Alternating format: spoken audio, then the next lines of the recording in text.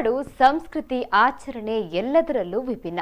ಇಲ್ಲಿನ ಸಂಸ್ಕೃತಿಗೆ ಬೆಲೆ ಕೊಟ್ಟು ಇಲ್ಲಿನ ತುಳು ಭಾಷೆಯನ್ನ ಕಲಿತ್ರೆ ಆ ವ್ಯಕ್ತಿ ಯಾವ ಪ್ರದೇಶಕ್ಕೆ ಸೇರಿದವನಾದ್ರೂ ತುಳುವರು ಮಾತ್ರ ಆತನನ್ನ ತಮ್ಮವನೆಂದೇ ಸ್ವೀಕರಿಸುತ್ತಾರೆ. ಇದೀಗ ಇಂತಹದ್ದೇ ಪ್ರೀತಿಗೆ ಪಾತ್ರವಾಗಿದ್ದು ಮಂಗಳೂರು ನಗರ ಪೊಲೀಸ್ ಆಯುಕ್ತರಾದ ಡಾಕ್ಟರ್ ಪಿಎಸ್ ಹರ್ಷ.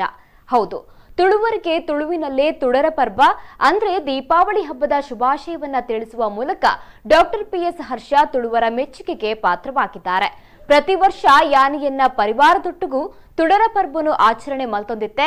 ಈ ಸರ್ತಿ ಕುಡ್ಲದೇ ಎನ್ನ ಇಲ್ಲು ಕುಡ್ಲದಕುಲೆ ಎನ್ನ ಪರಿವಾರ ಎನ್ನೊಂದು ತುಡರ್ ಪರ್ಬನು ಆಚರಣೆ ಮಲ್ತೊಂದುಲ್ಲ.